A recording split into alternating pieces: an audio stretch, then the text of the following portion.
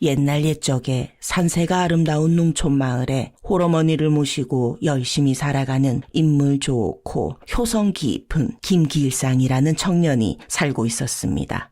어느 날 깊은 산속으로 나무를 하러 온 길상은 절벽 끝에 위태롭게 서 있는 한 여인을 발견했습니다. 그것을 보자 그만 길상의 가슴이 철렁 내려앉지 않았겠습니까? 그래서 서둘러 절벽 위로 올라가 소리쳤습니다. 낭자, 거기서 무엇을 하려는 것입니까? 연하는 길상의 목소리에 움찔했으나 뒤돌아보지 않고 발을 내디디려 했습니다.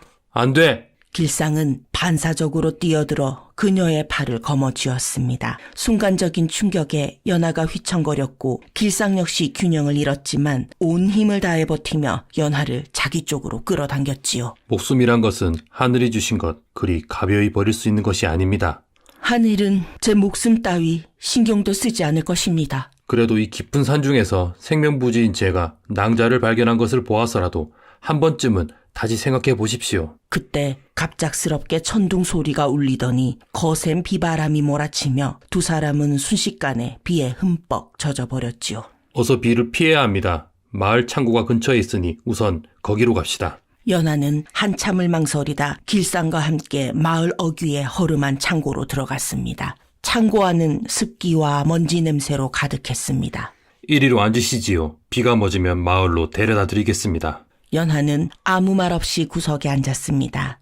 두 사람 사이에는 고요한 정막만이 흘렀지요. 그러다 불현듯 어떤 생각이 난 길상은 허리춤에 손을 넣어 어머니가 싸주신 큰 감자 한 개를 꺼냈습니다. 그리고 감자를 반으로 나누려다가 멈칫하더니 연하에게 감자 한 개를 그대로 건넸지요. 이거라도 드시지요. 저는 방금 전에 배불리 먹고 왔습니다. 연하는 길상의 말에 의아한 눈빛을 보냈습니다. 그러나 허기가 극에 달한 몸은 솔직했습니다. 망설이던 연화가 감자를 받아들더니 허겁지겁 먹기 시작했습니다. 길상은 그 모습을 지켜보다 문득 얼굴이 붉어졌습니다. 피에 씻긴 얼굴이 이리도 맑았고 어여쁘다니. 그런데 감자를 먹던 연화가 갑자기 풀썩 쓰러지고 말았습니다. 아니, 이보시오. 길상이 급히 다가가 연하의 얼굴을 살펴보니 연하의 얼굴은 얼어붙은 듯 차가웠고 숨소리는 가늘었지요.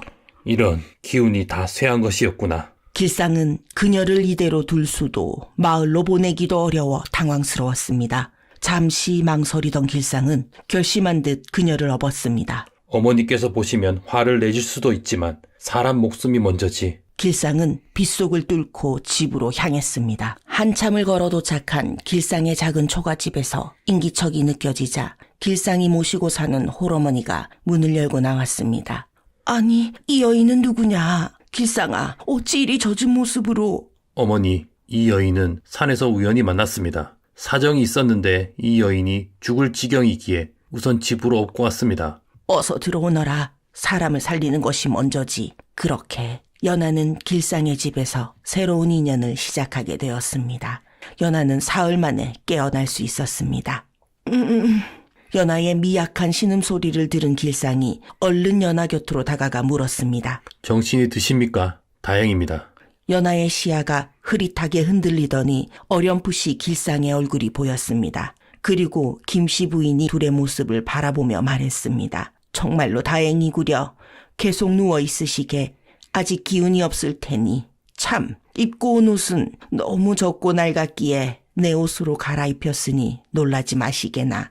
잠시 후 김씨 부인은 작은 밥상을 가져왔는데 그 밥상은 갓 지은 보리밥과 된장국, 무나물, 그리고 장아찌 한 접시가 올라가 있는 소박한 밥상이었습니다. 그런데 불현듯 연하의 눈에서 눈물이 흘러내렸지요. 왜 그러십니까? 길상이 놀란 듯 묻자 연하는 눈물을 훔치며 말했습니다. 그저 너무 오랜만이어서요. 한때 연하에게도 양반가에서 호사스러운 음식을 먹던 시절이 있었지요. 그러나 지금 눈앞에 이 소박한 밥상이 이제껏 먹었던 그 어떤 한 끼보다 연하에게는 따뜻하고 소중했던 것입니다. 연하는 조용히 음식을 씹으며 속 깊이 퍼지는 사람의 정을 느꼈습니다.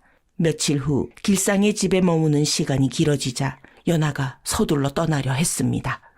사실 전 관아에 쫓기는 몸입니다. 이 집에 제가 계속 머물렀다가는 나리와 어머님께도 화를 끼칠 것입니다.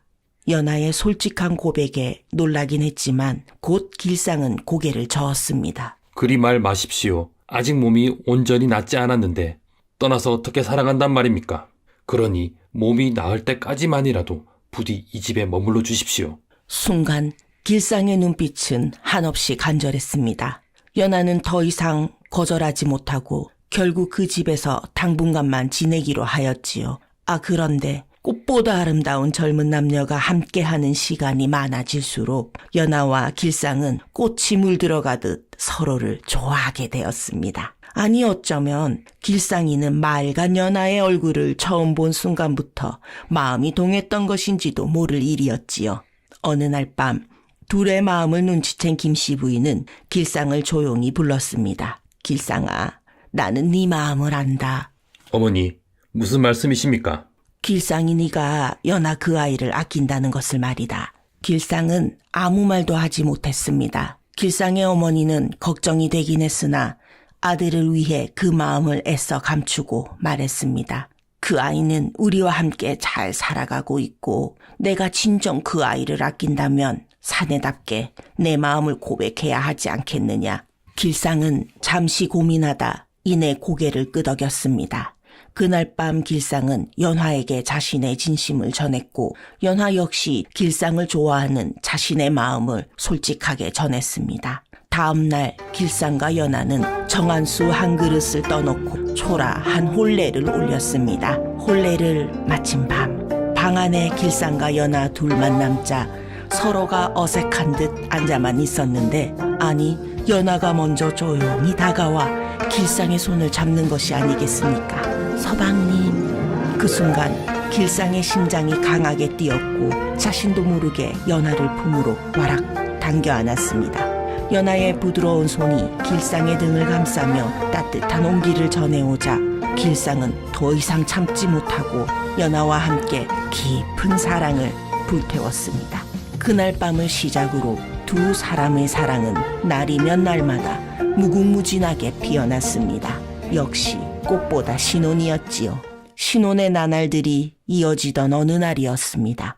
길상이 송대감의 집에 사정을 말하러 갔다가 지친 기색으로 돌아왔습니다. 송대감이 또 논밭을 빼앗으려 하더이다. 그는 언제나 성실하게 일했지만 가진 것이 워낙 없었기에 송대감의 고리대금 이자에 늘 짓밟히고 있었습니다. 그때 연하에게 문득 어릴 적 아버지가 읽어보라며 주었던 상업에 관한 책이 떠올랐습니다. 그래, 그 책에 있던 방법을 응용하면 제법 큰돈을 벌 수 있을 거야. 그래서 연하는 아무리 배가 고파도 팔지 않았던 어머니의 유품인 금장이 박힌 옷가락지를 폼에서 꺼냈습니다. 어머니께서 돌아가시기 전 남긴 단 하나의 유품이자 떠돌면서 굶주리는 신세일 때도 절대로 팔지 않았던 소중한 보물이었습니다. 연하는 길상의 손에 자신의 옷가락지를 쥐어주며 말했습니다. 이것을 팔아 돈을 마련해 오세요, 서방님. 이건 부인, 그대의 가장 소중한 물건 아니오. 맞습니다. 하지만 이제 제게는 어머니 유품보다 더 소중한 사람들이 생겼고 서방님과 어머님을 위해서라면 기꺼이 포기할 수 있습니다. 길상은 망설이다가 가락지를 받아들고 말했습니다. 내 꼭 좋은 값에 팔아오겠소. 며칠 후 연하는 옷가락지를 판 돈을 길상에게 주면서 시장통의 주막에 자주 드나들어야 한다며 당부했습니다. 서방님, 주막에 가서 음식을 드시면서 보부상들이 올해 어떤 농사 작황이 나빴는지에 대한 이야기를 하면 꼭 귀 기울여 듣고 알려주세요. 작황이 나쁜 작물이라 내 그리하겠소. 그렇게 한 달 동안 길상은 주막에 앉아 조용히 보부상들의 이야기에 귀를 기울였습니다. 보부상들은 전국 마을 곳곳을 다니며 장사를 하다 보니 어떤 작물이 풍년이고 어떤 작물이 흉년인지 누구보다 잘 알고 있었습니다. 그렇게 길상이가 한 달을 주막에 드나들던 어느 날 중요한 정보를 얻었습니다. 올해는 지역마다 콩농사가 흉작이라지? 그렇다더군. 전국적으로 콩이 귀할 거라 말하더구먼. 길상은 이 대화를 듣고 서둘러 집으로 돌아왔습니다. 부인, 올해는 콩이 귀하다는구려. 그럼 우리가 먼저 움직여야겠어요. 연하는 길상에게 돈을 벌 방법을 설명했습니다. 지금 추수 전인 콩을 가진 농민들에게 가서 기존 상인들이 제시한 값보다 조금 더 높은 값을 쳐주고 사들이세요. 왜 추수도 하기 전에 돈을 더 주고 사야 하는 것이요? 올해는 콩이 귀하다 하였으니 추수를 다 마친 뒤에는 상인들이 너도 나도 사려 할 테니 값이 올라갈 거예요. 지금 사둬야 나중에 큰 이익을 얻을 수 있어요. 길상은 망설였지만 연하를 믿고 실행에 옮겼습니다. 그는 주변 마을의 농민들에게 가서 상인들보다 조금 더 높은 값을 쳐주고 콩을 사들이기 시작했습니다. 농민들은 의아했지만 당장 돈이 급했기에 기꺼이 콩을 팔았습니다. 그렇게 길상은 가진 돈을 모두 털어 아직 수확 전인 콩을 사들였습니다. 아니나 다를까 한 달이 지난 후 마을 장터에서는 콩이 바닥났습니다. 추수가 끝났지만 작황이 좋지 않아 공급이 턱없이 부족했기 때문이었지요. 그리고 매주를 쑤어야 하는 시기가 다가오자 콩값은 천정부지로 뛰기 시작했습니다. 송대감조차도 이를 아까워하며 탄식했습니다. 올해 콩값이 이리 비싸다니. 내 이럴 줄 알았으면 미리 더 사줄 걸 그랬군. 그러나 이미 마을에서 가장 많은 콩을 보유한 사람은 김길상이었습니다. 송대감은 길상이 놈이 콩으로 많은 돈을 벌었다는 소문을 듣고 배가 아파왔습니다. 그런데 길상이 그 많던 빚을 다 갚으러 오지 않았겠습니까? 송대감은 그만 입이 떡 벌어지고 말았습니다. 그렇게 길상과 연하는 가난한 농부에서 상인으로 첫 번째 성공을 이뤄냈습니다. 하지만 콩을 비싸게 팔아 길상이가 돈을 벌기는 했으나 처음 시작한 자본이 적었던 터라 송대감의 고리대금 빚을 갚는 데 쓰고 나니 남은 돈이 그리 많지는 않았습니다. 부인, 우리가 일으킨 재산으로 송대감의 고리대는 갚았지만 그대와 어머니를 편안하게 돌보기에는 아직 부족한 재산이구려. 그러자 연하는 조용히 미소를 지으며 길상에게 다음 단계의 계책을 이야기하였습니다. 서방님, 저는 어릴 적 아버지께 들은 말이 있어요. 거상들은 항상 소금을 독점하려 애쓴다는 것을요. 길상은 눈을 동그랗게 떴습니다. 소금? 그래요. 소금은 인간이 살아가는데 반드시 필요한 것이에요. 만약 우리가 소금을 잘 다룬다면 이번에는 진짜 큰 돈을 벌 수도 있을 것입니다. 길상은 연하의 말을 깊이 생각해 보았습니다. 내륙 지방인 이곳은 소금이 항상 비쌌고 늘 부족했습니다. 만약 소금을 싸게 사서 가져온다면 그 차익만으로도 충분히 큰 돈을 벌 수 있을 터였습니다. 남은 돈으로 소달구지를 사셔서 남해 바닷가로 가세요. 염전에서 신임을 얻고 거상들이 챙기는 중간 이득금을 소규모 염전 주인들에게 돌려주는 취지로 거상들보다 조금이라도 비싼 값에 사오세요. 길상은 놀란 얼굴로 되물었습니다. 아니, 거상보다 비싸게 사오라고요? 연하는 고개를 끄덕였습니다. 네, 그래도 소금은 충분히 돈이 돼요. 거상들은 대규모의 염전에서 소금을 헐값에 거래하고 엄청난 이득을 남긴 후 그들이 직접 형성한 가격을 소금의 원가로 만들기 때문에 소규모의 염전 주인들은 울며 겨자 먹기로 따라야만 하지요. 길상은 이를 꽉 깨물고 결심했습니다. 좋소. 이번에도 한번 해보겠소. 그렇게 길상은 소달구지를 사서 남해 바닷가의 염전으로 향했습니다. 소규모의 염전 주인들은 처음에는 의아했습니다. 농사꾼이 웬 소금 장사인고? 하지만 길상은 대규모 염전에 의해 매겨지는 소금의 원가보다 더 비싼 값을 주겠다고 약속하며 소금의 직거래를 통한 중간 이득금 중 일부를 그들에게 보전해 주는 것이라 설명했습니다. 처음에는 반신반의하던 염전 주인들도 길상이 정직하고 신뢰할 만한 사람이란 것을 알고 점차 그에게 소금을 납품하기 시작했습니다. 그렇게 길상은 직접 소금을 염전에서 구매하여 마을로 가져왔고 큰 장으로 가서 거상들이 파는 소금보다 조금 더 저렴한 값에 소금을 팔았습니다. 그러자 사람들은 조금이라도 값이 싼 소금을 사기 위해 길상에게 몰려들었습니다. 아니, 김길상이 파는 소금이 싸고도 깨끗하다고? 그래, 게다가 염전에서 직접 가져와 몇 달에 걸쳐 간수를 많이 뺀 소금이 아니 품질이 좋다 하더이다. 그렇게 길상은 점점 일대의 소금 유통을 장악하며 돈을 불려갔습니다. 2해가 더 지나자 길상은 인근 고을을 통틀어서도 제법 큰 상인이 되었습니다. 길상은 재산이 늘자 기와집을 장만하고 제대로 된 상단을 운영할 수 있을 정도의 큰 상인이 되었습니다. 그러던 어느 날부터 마을에 기이한 소문이 돌기 시작했습니다. 길상이에게 우렁각시가 있다 카던데. 아니 어찌 그런 소문이 도는가? 예전부터 길상이 집에는 어머니가 안 계신 날에도 깨끗한 빨래가 널려 있고 밥 짓는 연기가 피어오르던데 그 시각 길상이는 밭에서 일하고 있었다 하지 않겠소? 소문은 점점 연기처럼 퍼져나갔습니다.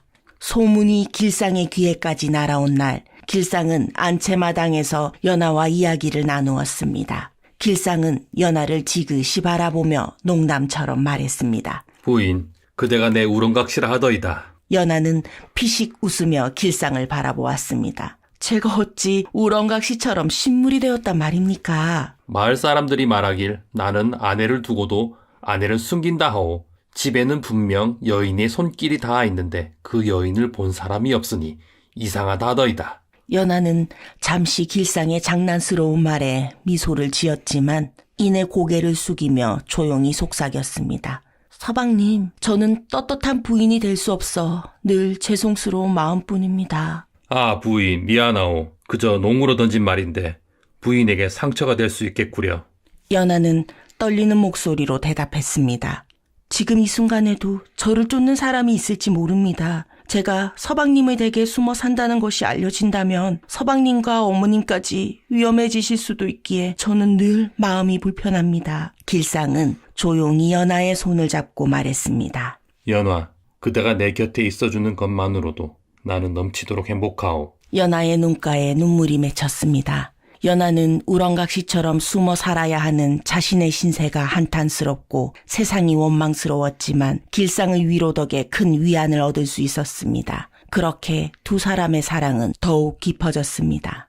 그런데 송대감만은 여전히 길상의 성공을 인정할 수 없었습니다. 오히려 길상의 성공에 질투와 시기심으로 가득 차 속에서는 천불이 나고 있었습니다. 불행하게도 길상과 연하가 우렁각시 이야기를 하며 뜰에 있던 날, 송대감이 길상의 기와집 담장 너머로 둘이 대화를 나누는 장면을 목격하고 말았습니다. 송대감은 두 사람의 모습을 보며 이상한 생각이 들었습니다. 그리고 최대한 티가 나지 않게 연하를 오랫동안 자세히 바라보았습니다.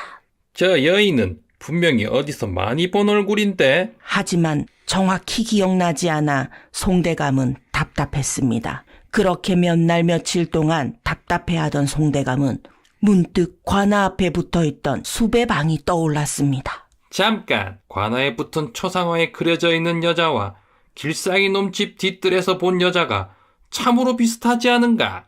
송대감은 의심에 이어 확신이 들기 시작했고 직접 확인을 하기 위해 사또를 찾아가기로 결심했습니다. 송대감이 관아 앞에 도착했을 때 한쪽 벽에 커다란 방이 붙어 있는 것을 보았는데 아니 정말 연하의 얼굴과 꼭 닮은 여인의 초상화가 그려져 있지 않겠습니까? 이 여인을 본 사람은 즉시 관아로 알릴 것. 이 여인을 찾는 자에게 500냥의 포상금이 주어질 것이니라. 송대감은 순간 흥분으로 몸을 떨었습니다. 하하, 김길상이 숨겨둔 여자가 관아의 방에 붙은 죄인이라? 혹시 도망노비인 것인가? 송대감은 그 사실을 알아낸 후 곧장 사또를 찾아가 일렀습니다. 사또, 제가 아주 중요한 정보를 가져왔습니다. 무슨 일이십니까, 대감? 송대감은 흐뭇한 미소를 지으며 사또에게 말했습니다. 김길상의 집에 이 방이 붙은 여인이 살고 있는 것 같습니다. 사또는 눈이 휘둥그레졌습니다. 정녕 확실한 것입니까? 예, 제가 직접 보았지요. 길상이 몰래 숨겨놓은 여인이 바로 이 여인과 똑같소이다. 사또는 잠시 생각하더니 이내 결심한 듯 단호하게 외쳤습니다. 포졸들을 불러라. 거상 김길상 집으로 간다. 송대감은 더할 나위 없이 흡족한 미소를 지으며 생각했습니다. 이제 길상이 내 놈도 끝이구나. 이제야 내가 발 뻗고 자겠구나. 얼마 후 사또와 포졸들이 길상의 기와집으로 몰려들었습니다. 길상의 어머니 김씨 부인은 깜짝 놀라며 사또 앞에 고개를 숙였습니다. 아니 사또나리 어인일이십니까?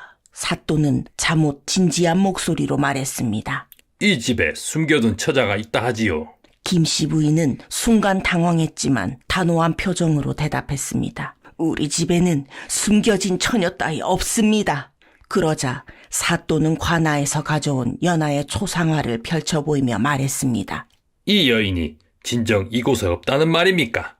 그렇다면 제가 집안 곳곳을 확인해봐도 괜찮겠지요? 같은 시각 집안의 하인 한 명이 길상의 창고로 찾아와 집안에 사또가 찾아온 사실을 길상에게 알렸고 길상은 얼굴이 창백해지며 황급히 집으로 달려왔습니다. 하지만 길상이 집에 도착했을 때 연하는 이미 사또 앞에 스스로 나와 서 있었습니다. 연하는 조용히 사또 앞에 가서 말했습니다. 소녀가 바로 찾고 계시는 이 연화이옵니다. 사또와 포졸들은 놀라서 눈을 크게 떴습니다. 그러나 그 순간 가장 놀라면서도 행복한 이는 송대감이었습니다. 헤! 너 같은 고약한 년이 김길상의 집에 숨어 있었단 말이지. 송대감은 쩌렁쩌렁하게 소리를 질렀습니다. 길상이 저런 계집을 숨기고 있었으니 이제 내 놈도 끝이구나. 아니 그런데 그때 사또가 송대감을 향해 호통을 치는 것이 아니겠습니까? 닥치시오, 송대감. 송대감은 눈이 휘둥그레졌습니다. 예? 사또 무슨 말씀이십니까? 사또는 진중한 표정으로 연하를 바라보았습니다. 연하 씨, 아씨는 더 이상 도망노비가 아니십니다. 오히려 아씨를 찾고 있던 사람은 궁에 있사옵니다. 연하는 순간 말을 잇지 못했습니다. 무슨 말씀이시옵니까? 사또는 깊이 한숨을 쉬며 말했습니다. 이미 아씨의 아버지와 오라비들은 억울하게 돌아가셨지만 얼마 전 그분들이 목숨을 걸고 지키셨던 세자께서 보위에 오르셨습니다. 연하의 눈에서 눈물이 흘렀습니다. 아버님께서 억울한 누명을 뒤집어 쓰시면서도 지키셨던 세자 저하께 없어 드디어. 사또는 고개를 끄덕였습니다. 송대감은 그제야 자신이 어마어마한 실수를 했다는 것을 깨달았습니다. 그는 입을 벌린 채 얼굴이 하얗게 질려버렸습니다. 연하는 흐르는 눈물을 닦으며 놀란 길상을 바라보았습니다. 길상은 묵묵히 연하를 바라보며 천천히 연하의 손을 잡았습니다. 연하, 드디어 그대가 억울함에서 벗어나게 되었소. 그 후 나라에서 연하의 신분 복권을 정식으로 선언하게 되었고 연하는 이제 당당하게 길상의 아내로 살아갈 수 있게 되었습니다. 훗날에도 두 사람은 자식도 많이 낳고 오래오래 행복하게 살았다고 합니다. 권세를 누리던 양반가의 딸에서 하루아침에 관노비가 되고 이후 도망자의 삶을 살아가던 거지처녀 이연화가 시댁을 엄청난 거상의 집안으로 만들고 후에 복권되어 다시 양반의 신분을 회복하기까지 이 롤러코스터보다 더 울렁거리는 이야기를 이제 마치려고 합니다. 아참, 송대감은 어찌 되었냐고요? 탐욕과 악행으로 농민들을 착취하고 연하를 무고했던 송대감. 그동안의 악행들이 모두 밝혀져 유배형을 선고받고 외딴 섬에서 노동하며 평생을 속죄하다 쓸쓸히 몰락하였다고 합니다. 긴 이야기 들어주셔서 너무나 감사드립니다. 안녕하십니까. 꽃보다 야담 채널을 방문해 주셔서 감사합니다. 구독과 좋아요는 영상 제작에 큰 힘이 됩니다. 오늘 이야기는 조광지처를 구박하고 쫓아낸 남편의 최후에 대한 이야기입니다. 옛말에 조광지처 버린 놈 치고 잘 되는 놈 없다 하였는데 조광지처를 버린 김씨는 과연 어떻게 되었을까요? 지금부터 그 이야기 시작합니다. 뺨을 때리는 소리가 허공을 가르고 여인의 비명이 밤공기에 스며들었습니다. 인연이 감히 내 앞에서 눈물을 보이느냐? 김경덕은 술냄새를 풍기며 손에 든 술병을 복순에게 내리쳤습니다. 복순은 피가 맺힌 손등으로 머리를 감싸며 그저 묵묵히 바닥을 응시하였습니다. 그녀의 어깨 위로 붉은 자국이 번져갔습니다. 시아버지 생전에 한 번도 겪어보지 못했던 학대가 시아버지 3년상을 치른 이후부터는 걷잡을 수 없이 심해졌습니다. 남편 김경덕은 주변에 있는 양반 친구들의 아내와 상민 출신인 자신의 아내 최복순과 비교하며 날마다 조롱했고 날이 갈수록 폭력은 심해져만 갔습니다. 복순은 참고 또 참았습니다. 하지만 결국 남편은 그녀를 무일푼으로 내쫓고 말았지요. 양반 김경덕과 상민 최복순의 인연은 어떻게 시작된 것이었을까요? 옛날 옛적에 조선 후기 한양 남쪽의 작은 고을에 김진사라 불리는 양반이 살고 있었습니다. 김진사 집안은 대대로 양반이었으나 가난을 면치 못하여 세간에서는 문만 번 듯한 양반 집안이라고 조롱하였습니다. 그는 아들 경덕을 가난에서 벗어나게 하기 위해 혼처를 물색하던 중 마을에서 큰 약재상을 운영하는 최참봉의 무남동녀 복순을 떠올렸습니다. 최참봉의 집안은 비록 상민이었으나 의관 출신인 최참봉이 약재업으로 큰 부를 이루었으며 복순은 어질고 총명하기로 마을의 소문이 자자하였기 때문이었습니다. 김진사는 아들 경덕을 불러 말하였습니다. 이번 혼처는 네가 양반으로서 채통을 굽히지 않으면 안 될 일이로되 가세가 어려우니 이리할 수밖에 없었느니라. 허나 복순이는 곱고 지혜로우니 너와 함께 살면 부귀를 누릴 수 있을 것이다. 처음에 김경덕은 상민의 여식과 혼인해야 한다는 것을 탐탁지 않게 여겼으나 복순이가 혼례 때 함께 가져온 막대한 지참금과 약재상 장인이 보내온 땅 문서를 보고 탐욕을 감추지 못하였습니다. 그렇게 두 사람은 혼인을 하였고 복순은 현명하고 성품이 온화하여 시아버지인 김진사의 사랑을 듬뿍 받으며 경덕과의 사이에서 아들 하나를 낳고 잘 살았습니다. 그러나 김진사가 세상을 떠나자 시어머니부터 복순에게 태도를 바꾸었습니다. 네가 이 집에 온 게 겨우 돈 몇 푼 덕인 것은 알겠지? 그런 네가 뭐라고 양반가의 안주인 행세를 하느냐 말이다. 시어머니는 복순을 향해 날카롭게 쏘아붙였고 그녀가 조금이라도 눈에 거슬리는 행동을 하면 호통을 치며 구박하였습니다. 상민 주제에 감히 내 앞에서 고개를 빳빳하게 드는 것이냐? 내년은 부엌 일이나 열심히 해! 복순은 이를 악물고 견뎠으나 점차 남편 김경덕까지 가세하여 그녀를 무시하기 시작했습니다. 요종들과 함께 부엌 일을 시키고 조금이라도 실수를 하면 호통을 치며 심한 구박을 하였습니다. 시어머니와 남편의 괴롭힘 속에서 복순은 점점 기가 꺾여갔습니다. 게다가 김경덕은 기방을 드나들기 시작하면서 술과 노름의 재산을 탕진하기에 이르렀습니다. 재산이 줄자 분을 참지 못한 김경덕은 모든 것을 복순의 탓으로 돌렸고 결국 복순은 무일푼으로 집에서 내쫓겼습니다. 제발 서방님, 옹이만이라도 보살피게 해주십시오. 쥐 죽은 듯이 살겠습니다. 복순은 대문 앞에 무릎을 꿇고 울부짖었습니다. 그녀의 손이 김경덕의 바짓가랑이를 붙잡았지만 김경덕은 싸늘한 눈빛으로 그녀를 내려다보았습니다. 더럽고 천한 것이 감히 내 바짓가랑이를 잡고 늘어지는 것이냐? 네가 이 집에 발을 들일 자격이 있다고 생각하였느냐? 경덕은 복순의 손을 거칠게 떼어내고 발길질을 하였습니다. 복순은 바닥에 쓰러졌고 더 이상 일어설 힘조차 없었습니다. 부디 아이를 위해서라도. 그녀는 마지막 힘을 다해 애원하였으나 김경덕은 단호했습니다. 더 이상 듣기 싫다. 당장 꺼져라. 그는 대문을 세차게 닫아버렸고 복순은 차가운 바닥 위에서 서럽게 흐느꼈습니다. 갈 곳 없는 복순은 본능적으로 친정집을 향해 걸었습니다. 어둑한 밤 정든 문 앞에 다다랐으나 초라한 자신의 모습을 돌아보며 한참을 서 있었습니다. 부모님께 차마 얼굴을 보일 수 없다는 생각이 들었기 때문입니다. 한숨을 내쉰 복순은 이내 발길을 돌렸습니다.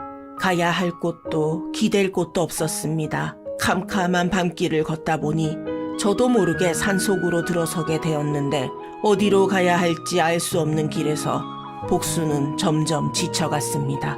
나는 이제 어디로 가야 하는 것인가? 복순은 눈물을 삼키며 생각했습니다.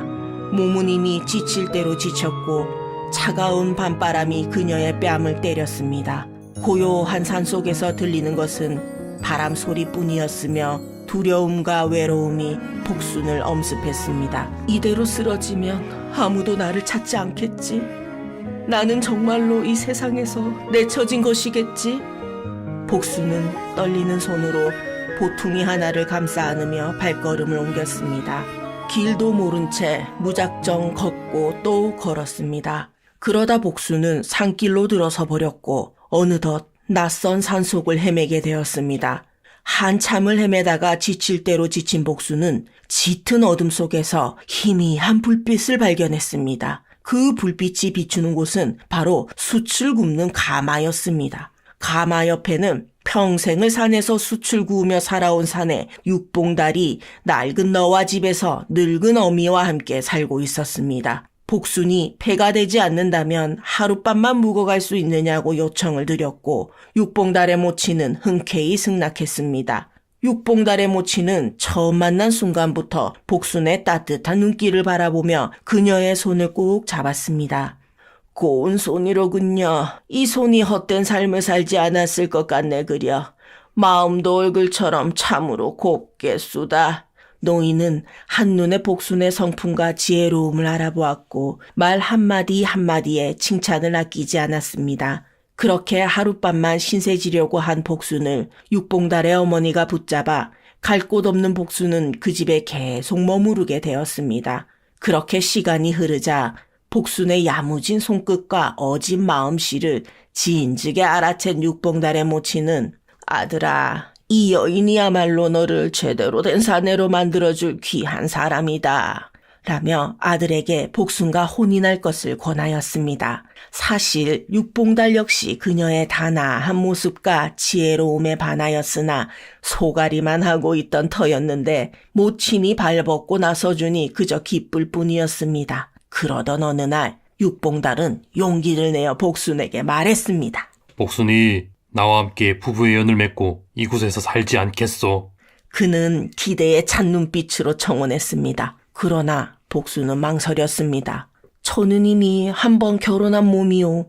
게다가 아이까지 두고 온 처지인데 어찌 감히 총각인 당신에게 새로운 삶을 부탁하겠소. 대답을 들은 육봉달은 말없이 산으로 갔습니다. 몇 시간 후 그는 한아름 가득한 들꽃을 품에 안고 돌아왔습니다. 이 꽃을 보시오.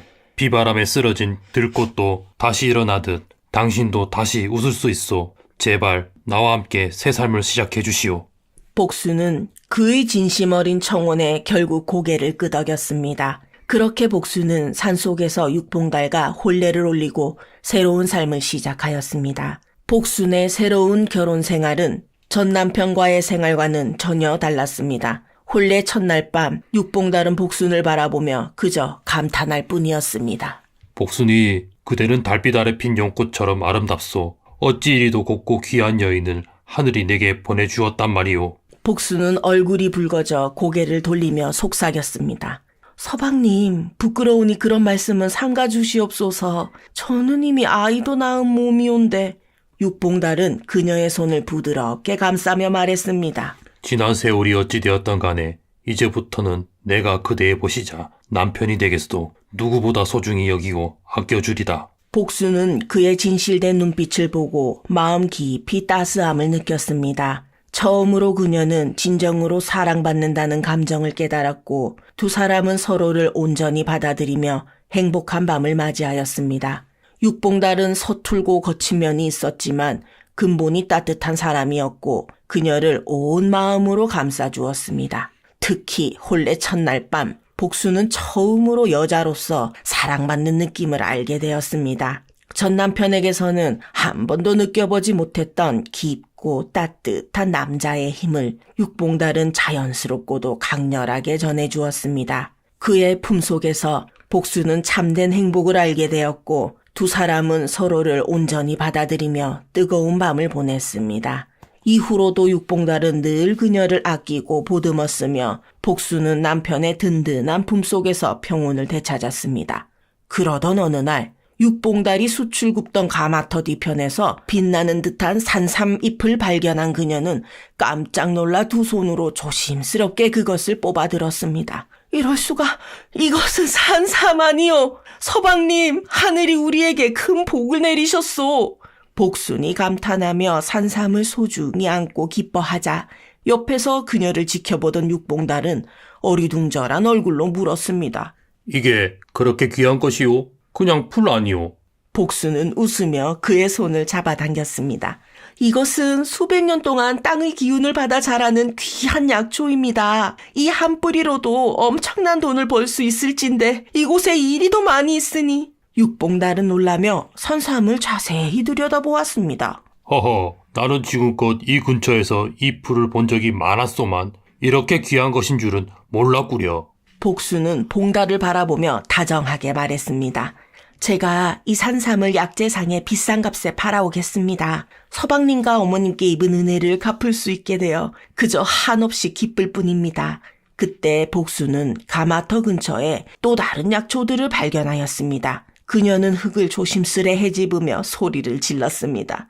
서방님, 이것 보시오. 황정과 백출이 여기 자라고 있소이다. 육봉달은 다시 어리둥절한 표정을 지으며 물었습니다. 그것들도 산삼처럼 귀한 것이오? 복수는 활짝 웃으며 고개를 끄덕였습니다. 그럼요. 이 약초들은 기력을 보충하고 병을 다스리는데 아주 유용하답니다. 제가 이 약초들을 잘 키워 약재상에 판다면 더 많은 사람들의 병을 고칠 수 있을 것입니다. 육봉달은 그녀의 기쁨을 바라보며 피식 웃었습니다. 나야, 약초에 대해서는 문외 아니지만 당신이 이리도 좋아하니 나도 기쁘구려. 어찌되었든 이 모든 것이 우리에게 새로운 길을 열어주겠지. 복수는 약재에 대한 지식이 깊었으므로 산삼을 팔아 큰 돈을 벌었으며 쑥가마 근처의 약재들을 잘 키우고 재배하여 약재상을 시작하였습니다. 복순의 아버지 최찬봉은 의관 출신이었던 덕에 복순이 역시 많은 의술을 아버지 어깨너머로 배웠던 터라 복순인의 약재상은 번창하였고 곧 엄청난 부를 이루었습니다. 복수는 자신이 아는 의술을 이용해 돈 없는 농민과 천민들을 돕기 시작했으며 특히 어린아이들이 아플 때면 기꺼이 나서서 치료를 도왔습니다. 그녀는 환한 얼굴로 아이들을 어루만지며 약을 건넸고 아픈 아이들이 기운을 차릴 때마다 가슴이 뿌듯했습니다. 그러나 그럴 때마다 전 남편의 집에 두고 온 아들이 생각났고 그 아이가 병들지는 않았을까, 누군가 돌봐주고 있을까 하는 걱정에 밤마다 마음이 아팠습니다. 그래서 복수는 더욱 열심히 아이들을 치료하며 모든 어린 생명에게 최선을 다하고자 하였습니다. 세월이 흘러 복수는 육봉달과의 사이에서 아들을 하나 더 얻었습니다. 행복한 나날들이 이어졌으나 복수는 김경덕 사이에서 낳은 아들을 두고 온 일에 늘 마음이 아팠습니다. 그러던 어느 날 집 앞에 거지 부자가 구걸을 하러 왔습니다. 그들은 다름 아닌 김경덕과 그의 아들이었습니다. 김경덕은 복순이를 쫓아낸 후 몰락하여 거지 신세가 되었고 추운 겨울임에도 아들과 함께 떠돌며 구걸을 하고 지내고 있었습니다. 구걸하는 김경덕에게 복순인의 하인이 밥 한 덩이를 주며 귀찮다는 듯이 쏘아붙였습니다. 아, 냄새야. 남은 밥 한 덩이나마 줄 테니 어서 나가주이소. 김경덕은 고개를 깊이 숙이며 연신 굽실거렸습니다. 고맙소이다. 정말 고맙소이다. 이렇게 한 덩이라도 주시니 몸둘 바를 모르겠소. 그는 밥을 소중히 품에 안고 돌아서려 했으나 그때 마당으로 나온 복순과 눈이 마주쳤습니다.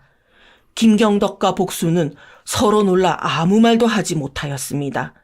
복순의 시선이 꾀재재한 거짓골인 아들의 모습으로 가자 김경덕은 부끄러움에 고개를 숙였습니다. 결국 복순의 눈에 눈물이 차올랐습니다. 어찌 일이 되셨소이까? 우리 웅이에게 어찌 이런 아비가 되셨습니까? 복순의 시선이 웅이에게 닿자 웅이는 의아한 눈빛으로 그녀를 쳐다보았습니다. 아버지, 이분은 누구신지요? 내 어머니시다.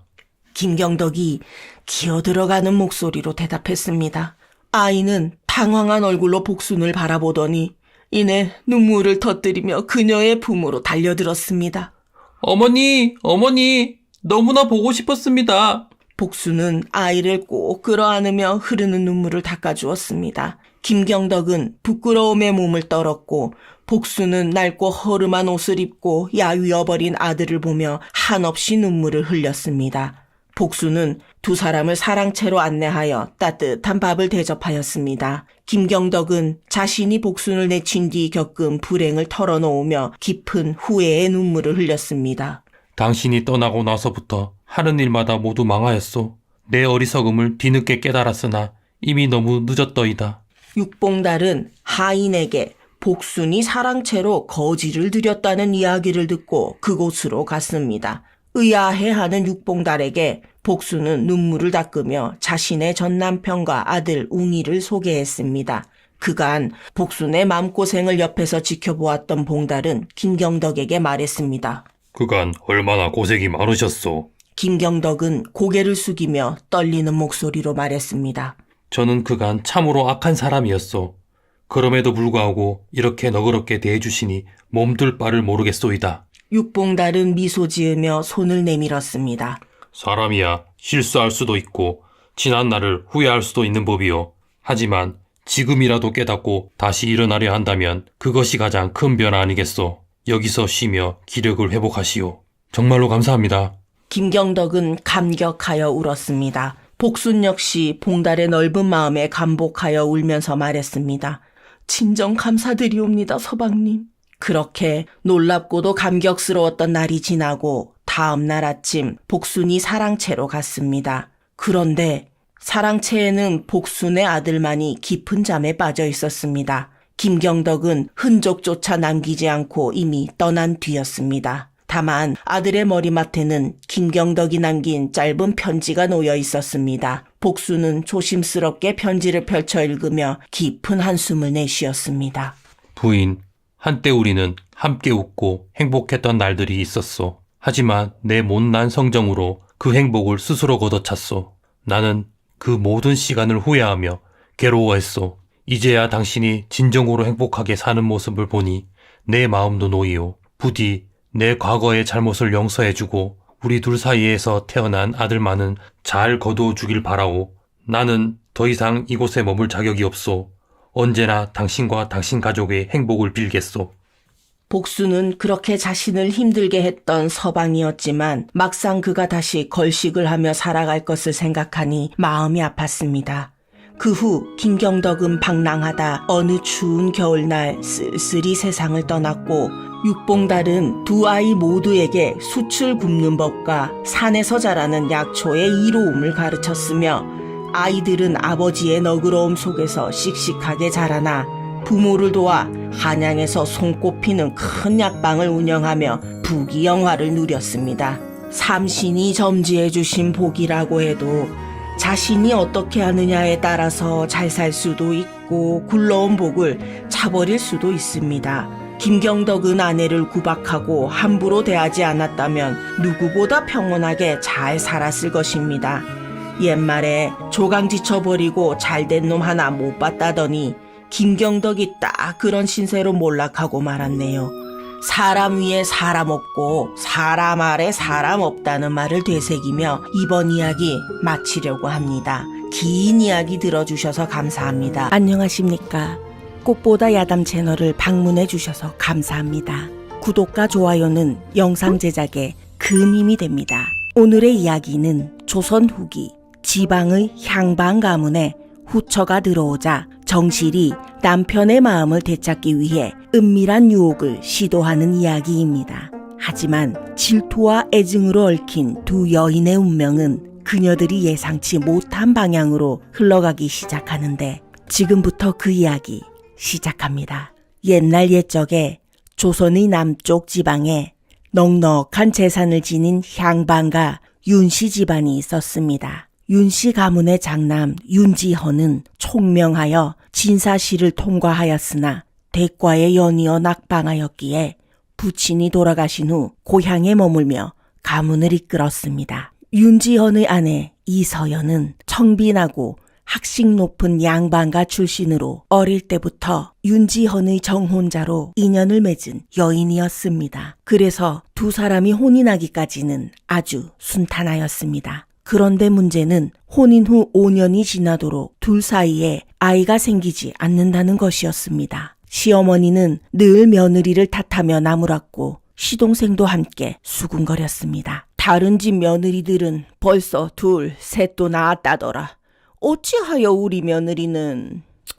어머니, 이대로 가문의 대가 끊기는 게 아니요? 아무래도 다른 방도를 찾아야 할 듯하오. 이서연은 무거운 마음으로 고개를 숙였습니다. 그럴 때마다 남편이 나서며 단호하게 말했습니다. 어머니, 부디 그런 말씀을 삼가 주십시오. 부인은 죄가 없습니다. 그러나 시어머니는 한숨을 쉬며 말을 이었습니다. 그러면 어떡하겠느냐? 사내가 후사를 잊지 못하면 어떻게 가문을 지킨다는 말이냐? 윤진사는 입술을 굳게 다물었고 아내의 가슴은 무너졌습니다. 아이를 갖는 것은 하늘의 뜻이니 윤진사 부부는 어쩔 도리가 없었습니다. 그런 압박 속에서 점차 아내는 부부관계에 대한 부담을 느끼기 시작했습니다. 합방날이 다가올 때마다 극심한 두통이 찾아왔고 두 사람의 관계는 예전처럼 편안하지 않았습니다. 애틋했던 정과 설렘이 사라지고 부부 사이에 어색한 긴장이 감돌 뿐이었습니다. 결국 시어머니는 윤진사의 반대에도 불구하고 후처를 드리기로 결단을 내렸습니다.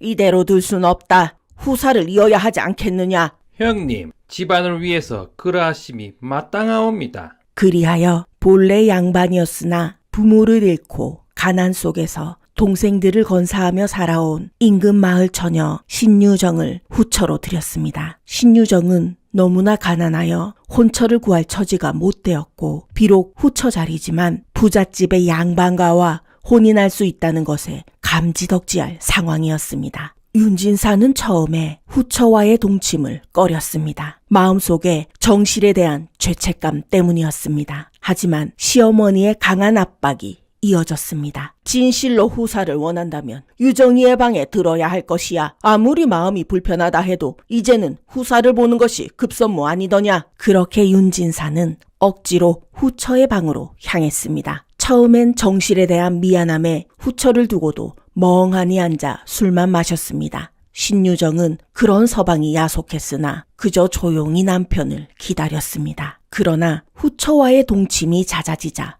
윤진사는 점점 후처의 방을 찾는 일이 많아졌습니다. 후처는 나긋하고 애교가 많았으며 남편의 피로를 덜어주는 다정한 말을 건네곤 했습니다. 서방님, 저는 서방님께 편안한 여인이 되고 싶습니다. 후처의 목소리는 달콤했고 손길은 나른하게 부드러웠습니다. 윤진사는 점차 후처에게 빠져들었고 정실과의 밤보다 후처와의 밤이 더 달콤하고 즐겁다는 것을 부인할 수 없었습니다. 반면 정실은 남편이 후처에게 마음을 빼앗기고 있다는 사실을 서서히 깨닫기 시작했습니다. 후처가 들어와도 자신과 남편 사이를 방해할 수 없을 것이라 자신했던 오만이 무너지자 배신감, 미움, 원망으로 마음이 어지러웠습니다. 그래서 정실은 다시 남편의 사랑을 찾아오고자 노력하기 시작했습니다. 그러나 서책만 읽던 양반가의 여인이 남자의 마음을 얻기 위해서 어떻게 해야 할지 몰라 한 가지 계책을 생각해냈습니다. 정실은 심신이 지친다는 핑계로 넉넉히 노잣돈을 받아내 친정에 잠시 쉬러 다녀오겠다며 시댁을 나왔습니다. 그러나 정실이 간 곳은 친정이 아니라 인근에서 유명한 기방이었습니다. 미리 몸종 똑순이에게 남자의 한복과 갓을 구해서 숨겨두라 하였고 몸종과 함께 기방을 찾아갔습니다. 기방에 들어선 정실은 처음 본 화려한 세계에 압도당했습니다. 내가 이런 곳에까지 발을 들이다니. 정실은 잠시 정신이 아득하였으나 이내 마음을 다잡고 몸종 똑순이를 시켜 기방의 주인인 명월이라는 기생을 데려오라 하였습니다. 그러고는 명월의 그날 밤을 모두 산다며 비용을 지불하고 술상을 받아 기다렸습니다. 명월이 방 안으로 들어오자 아름다운 미모와 정신을 아득하게 하는 향기가 정실 부인을 압도했습니다. 양반 마님께서 이 밤에 기방에 오시다니 참으로 뜻밖이군요. 기녀의 흥을 깨려고 일부러 찾아온 것이요? 이서연은 솔직하게 자신의 상황을 이야기했습니다. 네, 양반가의 아내로는 잘 살고 있으나 서방의 마음을 온전히 빼앗는 아내는 못되어 찾아왔소이다. 명월은 미소를 지으며 물었습니다. 내 기생생활 중 처음으로 하룻밤을 모두 여인에게 팔았으니 그 값은 치러야 하겠지요. 혹여 서방이 기생가 바람이라도 났소? 아니요. 기방에 여인을 두고 온 것이 아니라 나보다 어리고 예쁘고 교태스러운 양반가의 처녀를 집안으로 들였소. 명월은 눈을 가늘게 뜨며 정실의 마음을 짚어냈습니다. 남자를 사로잡는 법을 알고 싶다면 잘 찾아오긴 하셨소. 명월은 재미있다는 듯이 미소를 지었습니다. 정실이 몸종 똑순이에게 미리 준비해둔 문방사우를 가져오라고 하자 명월은 까르르 웃었습니다. 내 진정, 나의 기술을 이리 기록까지 해주시는 부인은 처음입니다. 정말 제대로 가르쳐드리고 싶군요. 명월은 잠자리에서의 기술뿐 아니라 화장술, 신체 접촉, 시선 처리, 남자를 자극하는 향기 등 다양한 유혹 방법을 두루두루 알려주었습니다. 그렇게 명월에게 특별 훈련을 받은 정실은 부랴부랴 시댁으로 돌아왔습니다. 자존심 때문에 자신의 투기심을 숨기던 정실의 태도는 어느 날부터 눈에 띄게 변했습니다. 정실의 계획은 남편을 다시 유혹하여 자신에게 안달이 나게 하려는 것이었습니다. 우선 남편이 방에 들어오면 두 사람만의 추억을 떠올리게 하였습니다. 우리 첫날 밤에 서방님께서 제 옷을 벗기기 힘들어했던 기억이 나시오? 그랬었지요. 서툰 나 자신을 부인에게 들키기 싫어서 얼마나 떨었는지 모른다오. 윤진사는 추억을 떠올리며 행복한 감정에 젖어들었습니다. 또 어느 날부터 정실의 얼굴은 더 곱고 맑아졌으며 그윽한 향기까지 풍겼습니다. 매일 아침 정실은 새벽부터 일어나 꾸민 듯 안 꾸민 듯 최대한 열심히 자신을 가꾸었습니다. 명월이 가르쳐준 대로 녹두가루를 물에 넣고 꼼꼼히 얼굴을 씻었고 백분과 연지로 얼굴을 곱게 단장하고 동백기름으로 머리카락을 깔끔하게 다듬었습니다. 그리고 유황을 옷자락에 살짝 묻혀 은은한 향이 배이게 했습니다. 부인, 오늘 좋은 향이 나는구려. 그렇다면 제가 서방님 가까이 앉으면 향이 더 깊게 느껴지시겠지요? 이렇게 말하면서 윤진사의 구겨진 소매를 매만지기도 했습니다. 또 결정적으로 윤진사의 감각을 자극하는 적극적인 행동을 지속했습니다. 윤진사가 서책을 읽고 있으면 피곤함을 달래준다며 가까이 다가와 관자놀이를 부드럽게 눌러주다가 점점 목덜미를 쓰다듬고 손이 내려가니 윤진사가 몸을 움찔했습니다. 결국엔 남편의 어깨를 주물러주는 척하며 태연하게 말했습니다. 서방님, 괜찮으시옵니까?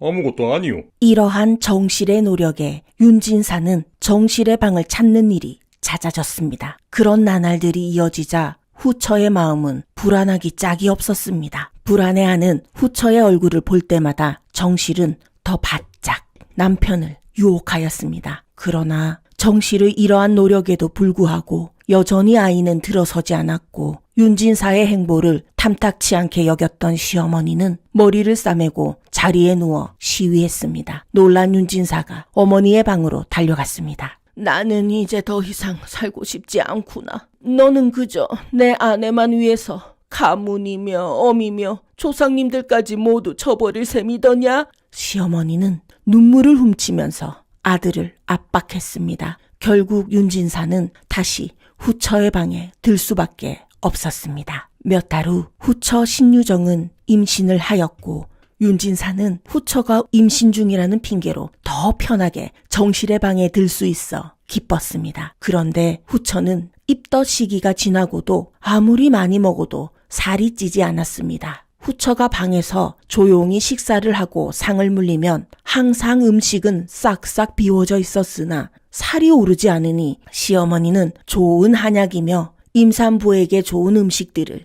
끊임없이 대령했습니다. 어느 날 저녁 시어머니의 성화에 윤진사가 후처의 방에 들었고 정실은 마음이 복잡하여 어두운 마당을 바라보고 있었습니다. 그런데 마침 후처가 조심스레 방문을 열고 나오는 것이었습니다. 늦은 밤중에 임신한 여인이 방을 나서는 모습이 이상하여 자세히 지켜보니 후처는 주변을 두리번거린 후 마루 아래에서 작은 보퉁이를 꺼내었습니다. 그것을 가슴에 품고 마당을 가로질러 집을 나섰습니다. 이 밤중에 어디를 가려는 것이지? 순간 의심이 든 정실은 본능적으로 후처의 뒤를 밟았습니다. 한참 동안 보퉁이를 안고 가던 후처는 마을을 벗어나 허름한 초가집 앞에 멈춰 섰습니다. 후처가 조용히 이름을 부르자 방 안에서 몇 명의 아이들이 뛰쳐나왔습니다. 그제야 정실은 그 아이들이 누군지 알고 놀랐습니다. 그 아이들은 후처가 두고 온 동생들이었습니다.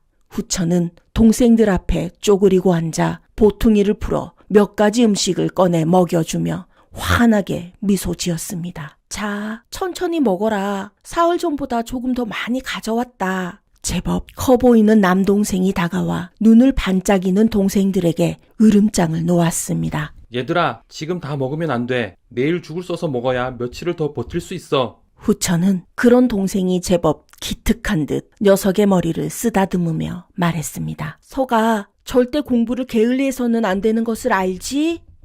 잘 알고 있어, 누이. 그런데 누이는 이렇게 나와도 괜찮은 것이요? 더 마른 것 같은데? 후처는 밝게 웃으면서도 슬픔이 가득 담긴 눈빛으로 다시 동생의 머리를 쓰다듬었습니다. 누나는 괜찮다. 너희들이 배를 골지 않는다면 그것으로 충분하니. 그 이야기를 몰래 엿듣고 있자 하니 정실의 마음은 참으로 복잡해졌습니다. 지금까지 어떻게 해서든 서방의 마음을 다시 얻어야 자신이 이 집안에서 버틸 수 있다고 생각하였는데 후처 또한 누군가를 위해 버텨야만 하는 사람이었음을 처음으로 깨닫게 되었습니다. 그리고 나서 정실이 가만히 생각해보니 후처는 언제나 있는 듯 없는 듯 조용히 지냈으며 서방이 자신을 찾지 않을 때에도 혼자 노심초사할 뿐 꾀를 부리거나 계략을 꾸민 적이 없었습니다. 후처의 입장에서는 아직 집안에서 입지가 높지도 않은데 동생들을 위한 식량을 시댁에 부탁하기도 어려웠기 때문이었습니다. 이 아이들을 지키려면 유정이야말로 시댁에 꼭 남아야 하겠구나. 나야 돌아갈 친정이라도 있지. 정실의 생각이 여기까지 미치자 후처를 딱하게 여기는 측은지심이 생겨났습니다. 그날 이후 정실은 남편을 유혹하려는 마음을 내려놓고 후처와의 갈등을 줄이고자 노력하였습니다. 그래서 정실은 남편과의 거리를 두기 시작했습니다. 저녁이면 일부러 피곤한 척하며 먼저 방으로 들었고 예전처럼 남편을 기다리는 일이 줄어들었습니다. 때때로 남편이 다가와 손을 잡아도 살며시 피하며 말했습니다. 서방님, 저는 요즘 몸이 좀 무겁습니다. 부인, 어찌 이리 멀어지셨소? 윤진사가 애틋한 눈길을 보냈지만 정실은 그저 고개를 저을 뿐이었습니다. 이제 유정이가 서방님께 정성을 다하고 있지 않습니까? 저는 괜찮습니다. 그러나 윤진사는 그 말이 도리어 신경이 쓰였고 그날 이후 정실의 방 앞을 서성이기만 했습니다. 그렇게 이미 불타오른 남편의 애정은 정실의 계획처럼 쉽게 걷어지지는 않았습니다. 어느 날 후처는 밤늦게 동생들을 찾아갔습니다. 그날은 어린 동생들은 자고 있었고 큰 남동생이 누이를 맞이하였습니다. 누이, 며칠 전부터 집 앞에 누군가 음식을 두고 갑니다. 후처는 놀라서 눈을 동그랗게 떴습니다. 동생들을 시댁 근처에 있는 초가집으로 데려온 것을 아는 이는 아무도 없다고 생각했는데 순간 불안한 마음이 들었습니다. 누가 두고 간 것인지 보지 못하였느냐? 그런 일이 자주 있기에 어느 날 미리 숨어 있다가 그분이 뒤를 쫓아가 보니 쫓아가보니 동생은 머뭇거리다가 고개를 푹 숙이고서는 대답했습니다. 누이의 시댁으로 들어가는 젊은 마님이었소. 집안 하인들이 허리를 굽혀 인사하는 것을 보아 매형의 정실 부인인 것 같았소. 후처는 몰래 음식을 남겨 동생들을 먹인 것이 부끄럽고 또 이 사실이 알려질까 두려웠고 동시에 동생들을 챙겨준 것이 고마워 마음이 어지러웠습니다. 그리고 또 있어 누이. 동생의 다음 말에 후처는 눈물을 흘리고 말았습니다. 서당에 가니 스승님께서 이제 허드렛 일을 하지 않아도 배울 수 있다고 하지 않겠소? 그 연유가 궁금하여 여쭈니 어느 부인께서 제 앞으로 학전을 내어주셨고 부족한 책을 사는데 쓸 수 있도록 후원금도 넉넉하게 주고 가셨다 하오. 아무래도 이 역시 누인의 시댁의 정실 부인 도움 같았소. 다음 날 정실의 방 앞에는 아주 고운 꽃그림이 수놓아진 손수건이 놓여져 있었습니다.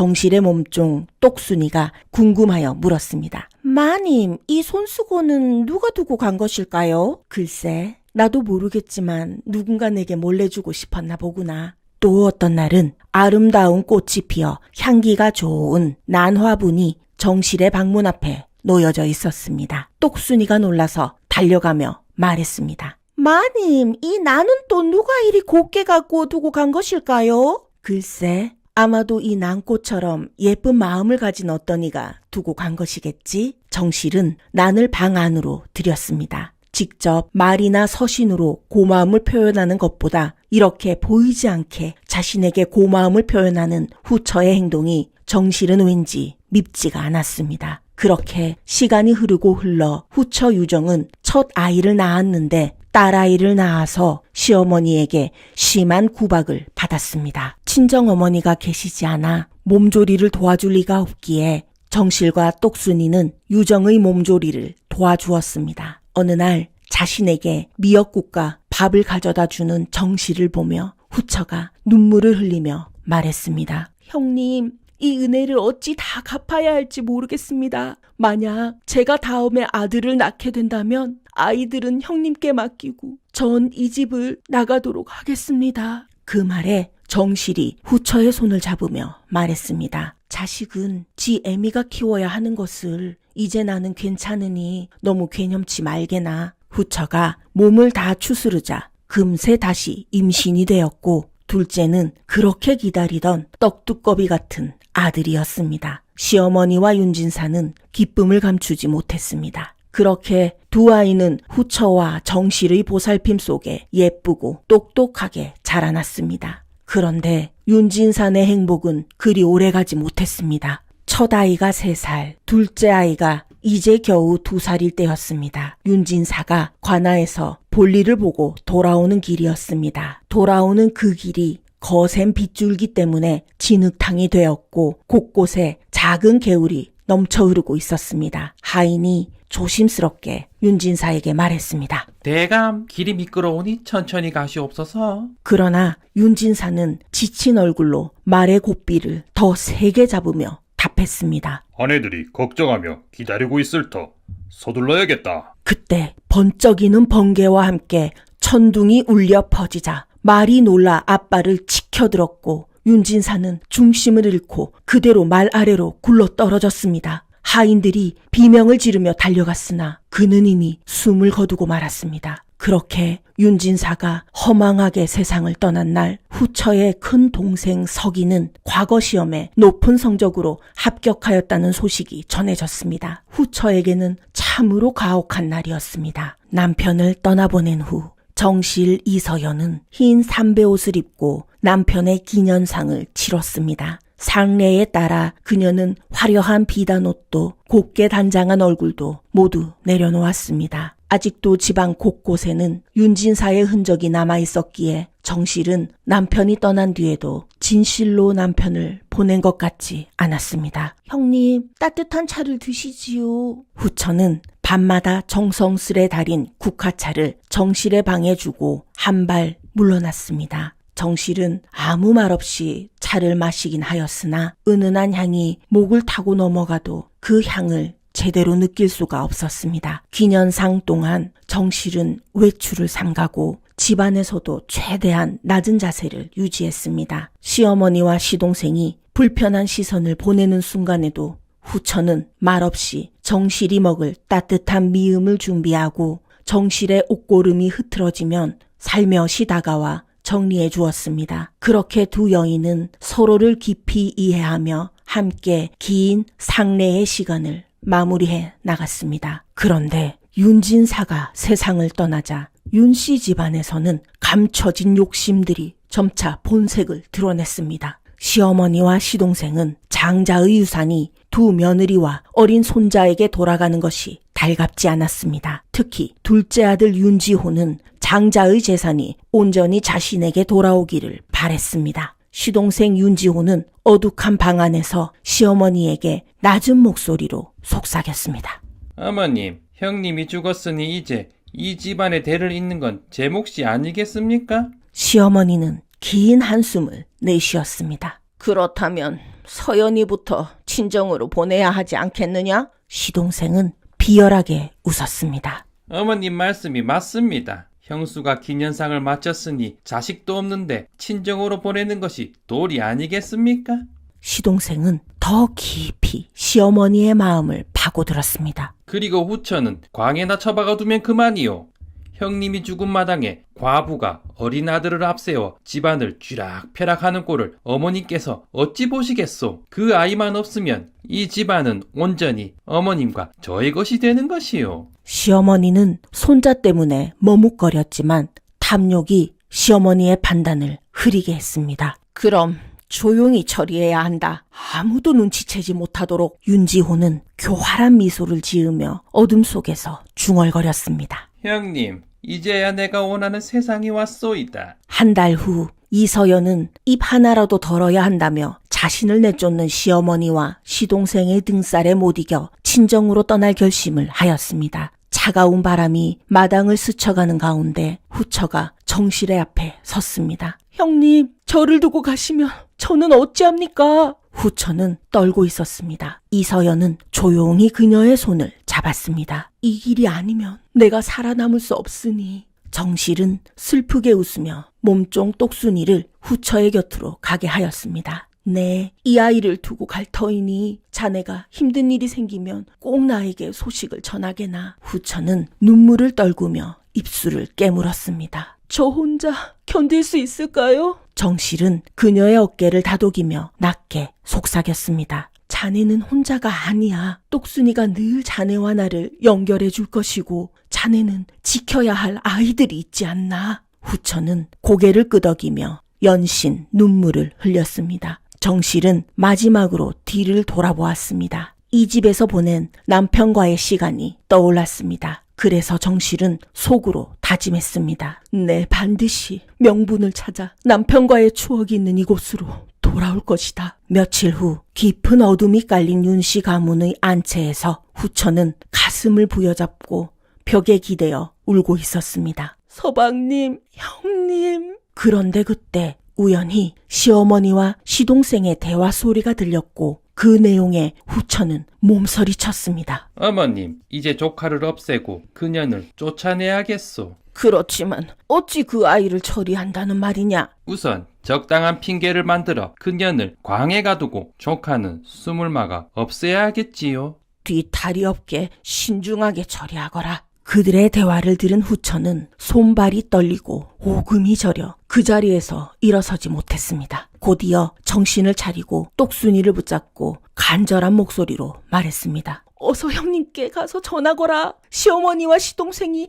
내 아들을 해치려 하고 있다. 똑순이는 밤길을 달려 정실 이서연이 있는 친정으로 향했습니다. 다음 날 밤 아니나 다를까 후처는 광에 갇혀 비통하게 울고 있었습니다. 그때 바깥에서 똑순이가 숨을 헐떡이며 나타났습니다. 아씨, 마님께서 곧 구하러 오실 것이라고 저더러 먼저 가서 알려드리라 하셨어요. 후처는 울먹이며 말했습니다. 똑순아, 내 아가, 내 아들을 지켜야 해. 그 순간 바깥에서는 시동생 윤지호가 후처의 아이가 자고 있는 방으로 들어가고 있었습니다. 숨을 막아라. 조용히, 흔적 없이. 시어머니가 낮은 목소리로 명령했습니다. 시동생은 아이가 베고 있는 작은 베개를 천천히 들어올려 아이의 얼굴 위를 눌러 숨을 못 쉬게 막았습니다. 그런데 그 순간 암행어사 출두요! 우렁찬 목소리가 대청을 가득 울렸습니다. 윤지호는 흠칫 놀라 뒤를 돌아보았습니다. 순간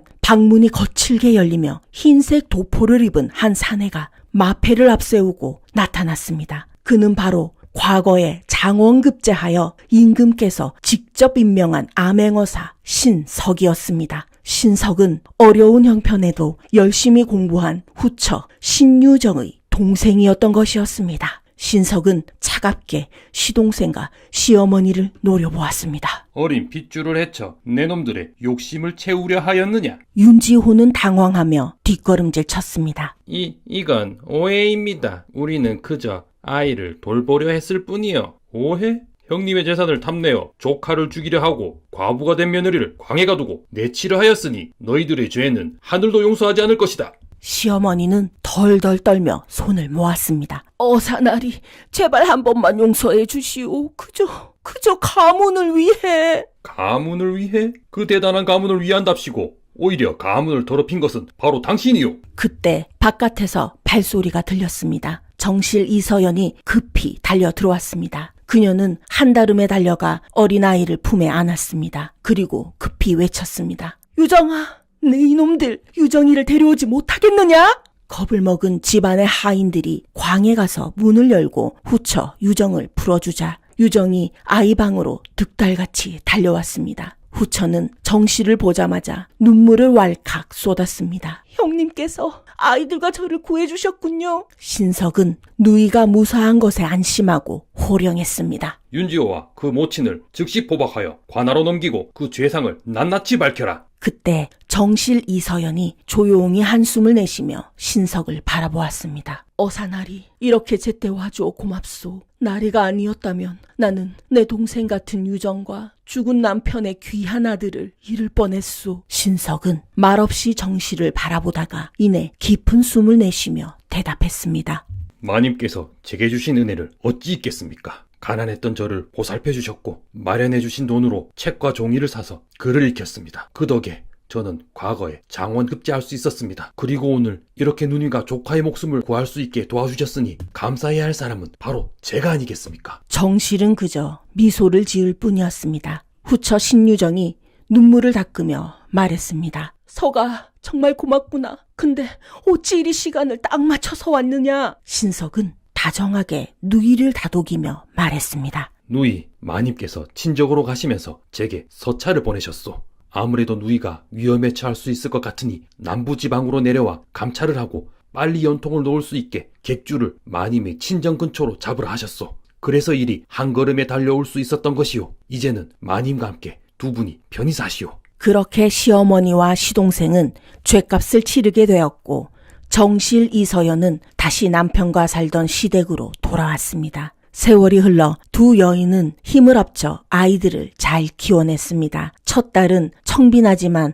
학식이 깊은 양반가로 시집을 가 훌륭한 집안을 꾸렸고 아들은 외삼촌 신석의 뒤를 이어 과거에 급제하여 한양에서 벼슬을 하게 되었습니다. 두 여인은 그렇게 마지막까지 서로의 곁을 지키며 늙어갔습니다. 집안의 운명을 가르던 세월 속에서 그들은 더 이상 한 남편의 아내들이 아니라 한 가정을 함께 지켜낸 두 어머니로서 남았습니다. 진정한 가족이란 피 한 방울 섞이지 않아도 서로를 위해 희생하고 손을 맞잡으며 함께 걸어가는 존재라는 것을 이 이야기를 통해 전하고 싶었습니다. 긴 이야기 들어주셔서 감사합니다.